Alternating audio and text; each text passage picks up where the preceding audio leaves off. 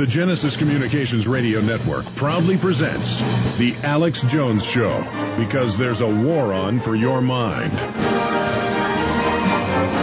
We're going to go to Lindsey Williams in just a moment, whose prediction has been proving right in the media of oil prices being halved or more. They've gone down from $148, $149 at their highest, and even crested $150 in futures, down to about $65 a barrel.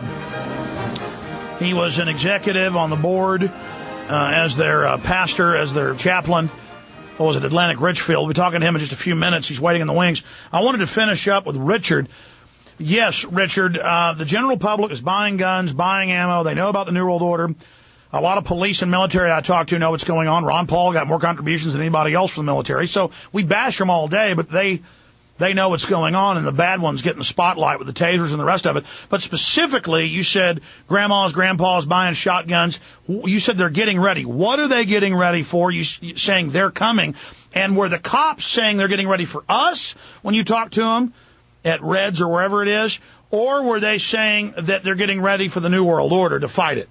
No, the cops know that something's going down. Most of these guys are not way up high in the intelligence areas. I do know from a federal law enforcement friend of mine who said, "Don't ever get your concealed handgun carry permit. When it hits the fan, you'll be the first to go because they'll know who you are."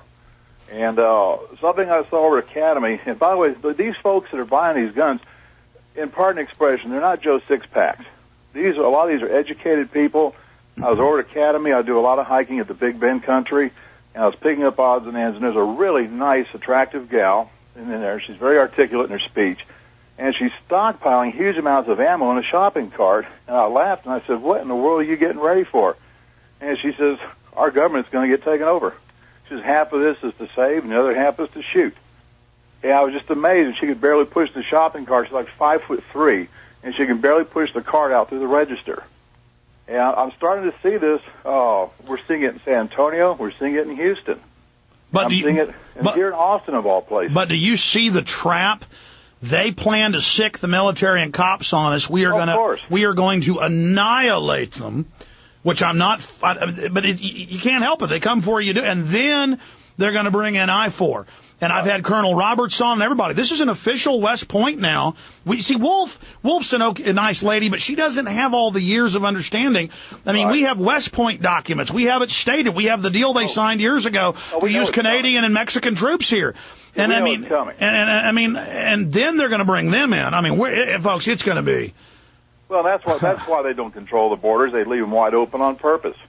And they pay lip service to it. And this is what they intend to do. I used to work in the oil patch, and the ones that used to come across 20 years ago were polite, they were apologetic, and they tiptoed.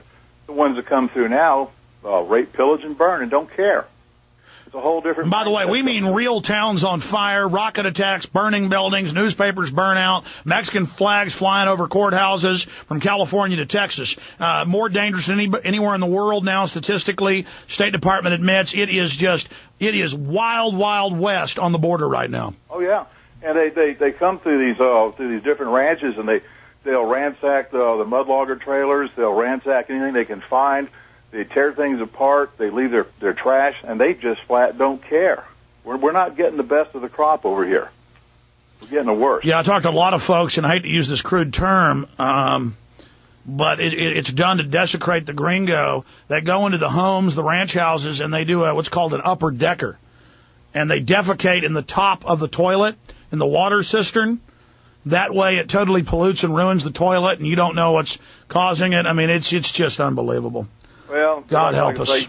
I would hate to see it come down to an armed conflict. I suspect that there will be those folks who will choke and freeze. I think there's going to be other people who will turn and run. And then I think there's going to be those who are going to stand their ground and fight, either appropriately or inappropriately, because they weren't careful about what they did and how they did it. And I think that's going to be the biggest problem. And I think they're correct when they say there are at least 3 million dedicated gun owners in this country who are crack shots. And they mean business. Well, it's a lot more than that. I mean, there's 150 million gun owners. If 1% decides to fight, it's 1.5 million combatants. It's unstoppable. Dedicated. I mean, the guys that know what to do, know how to do it, know how to move. I don't care if they're 50 or 60 years old and they're old Vietnam vets. I mean, you know. Well, the number one rule is don't let them come to you. If you decide that you know they're running around grabbing everybody, putting us in slave camps, you go find them. You do it on your terms, and let me tell you, it's over. Nothing they can do. Look what the little guys in the black pajamas did in the early part of Vietnam War before the North Vietnamese regulars took over.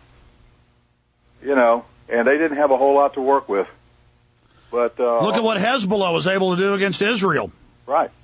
In a checker formation. It just depends on how dedicated you are, and I think. Well, that's what happened. Those guys said, "We're not going home. We either live or we die. We're staying here and fighting." And it's the rural areas that we're going to have to look to, the small towns where the kids are still being brought up with values, where they still have a sense of right and wrong, where they believe the Constitution's a good thing. They don't even teach the Constitution in high schools anymore.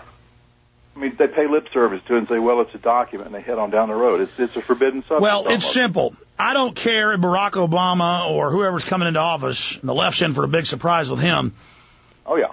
Tells you it's the law to turn in all your guns, or tells you got to go to a work camp. That's criminal. That's an illegal law. It's tyranny. And I'm telling the military and police, you get orders to go round up American citizens, you better say no, because then once you cross that line, you are now domestic terrorist. That's right. I don't care what you call us all day. I'm not macho. I don't get a thrill about having going out and fighting.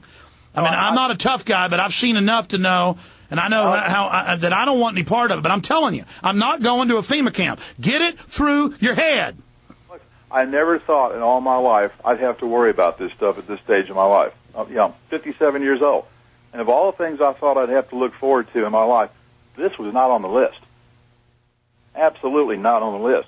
And if I could find a way to make a living, other than through real estate, to attack this full time, I'd go do it. As it is, I spend 3 hours a day, 7 days a week on this stuff. And you kiss a lot of toads to get a princess of information, let me tell you. I'm not sure you Hey, know. I appreciate your call. Kevin, have a great weekend.